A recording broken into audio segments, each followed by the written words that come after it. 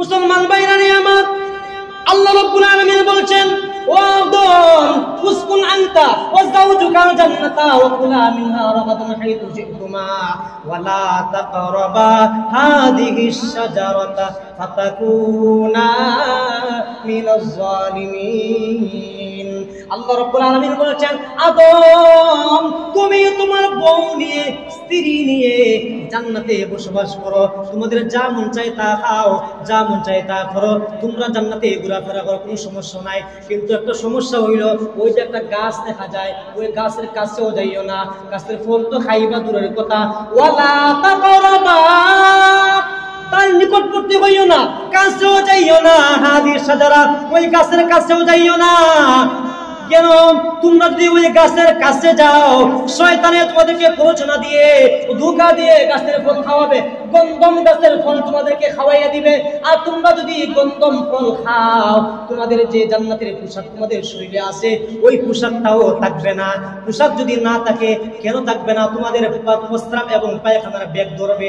জান্নাতের ভিতরে প্রস্রাব এবং পায়খানার স্থান নাই, টয়লেট নাই, বাথরুম নাই। ও আদম, তুমি এবং তোমার স্ত্রী ওই গাছের কাছেও যাইও না, তুমি এবং তোমার স্ত্রী ওই গাছের কাছে যাইও না। এর আগে আল্লাহ বলছিলেন, আদম তুমি ওই গাছের কাছে যাইও না। হাওয়া আলাইহিস সালাতু ওয়াস সালামকে যখন সৃষ্টি করেছেন, সৃষ্টি করার পরে আবার আল্লাহ আবার স্মরণ করাইয়া দিয়েছেন, আদম আগে তো তোমাকে আমি একবার বলছি, তুমি তো আগে প্রথমে ছিলে, তুমি একজন ছিলে, এই জন্য তোমাকে প্রথমে একবার বলছি গাছের কাছেও যাইও না। আবার বলতেছি, তোমার বউ এখন আছে, তোমার বিবি আছে, তোমার স্ত্রী আছে, জানো নি কোনো সময় আমি আপনাদেরকে বলছি, হাদিসের মধ্যে আছে মহিলাদের ষড়যন্ত্র মারাত্মক পর্যায়ে পর্যন্ত।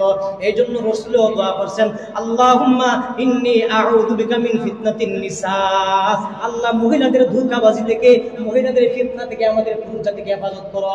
আল্লাহ রাব্বুল আলামিন বলেছেন, আদম তুমি ওই এবং তোমার স্ত্রী নিয়ে ওই গাছের কাছেও যাইও না। শুরুরি আনফুসিনা ওয়া মিন সাইয়্যাতি আ'মালিনা,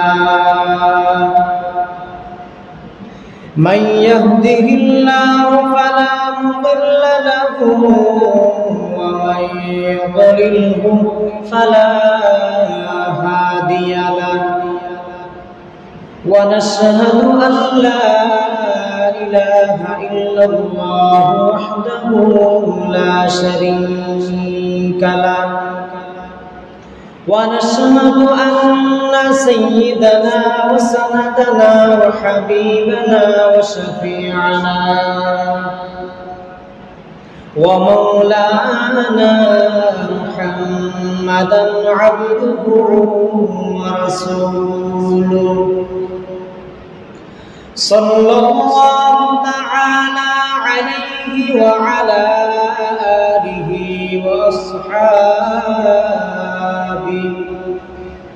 وأصحابه وبارك وسلم تسليما كثيرا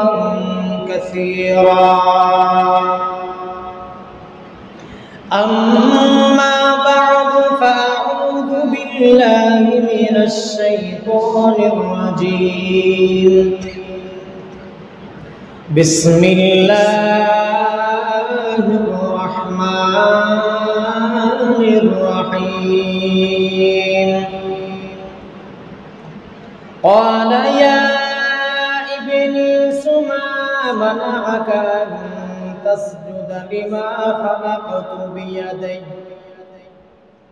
أستكبرت أم كنت من العالين قال أنا خير منه خلقتني من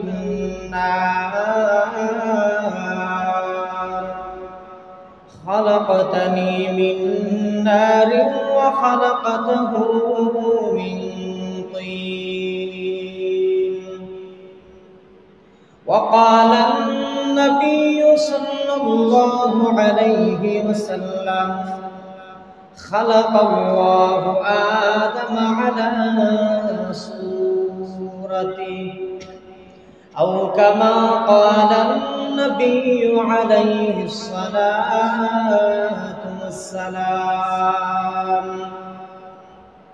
صدق الله العظيم وصدق رسوله النبي الكريم،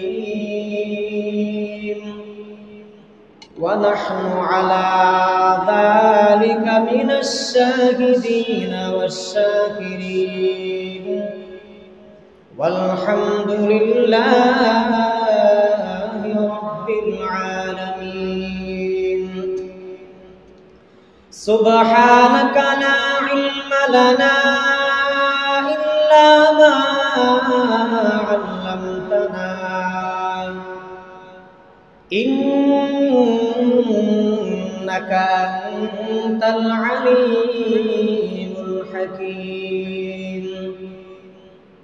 وقال الله تبارك وتعالى في شان حبيبه ومحبوبه ومعشوقه: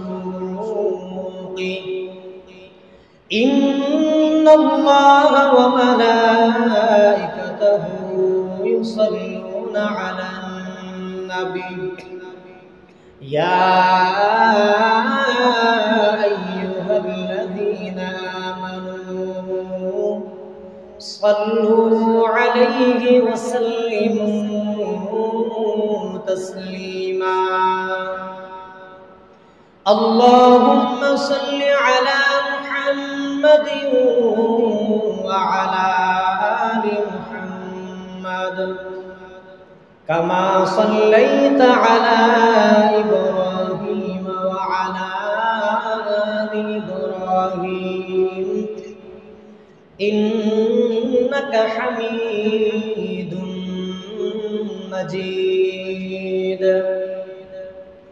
اللهم بارك على محمد وعلى آل محمد كما باركت على إبراهيم وعلى آل إبراهيم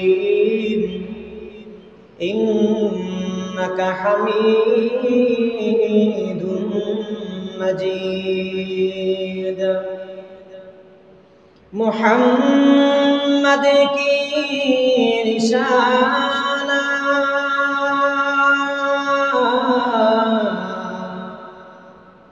رکھو دل میں ہمیشہ،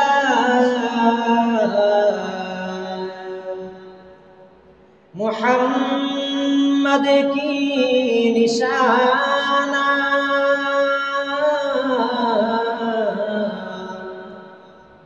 رکھو دل میں ہمیشہ،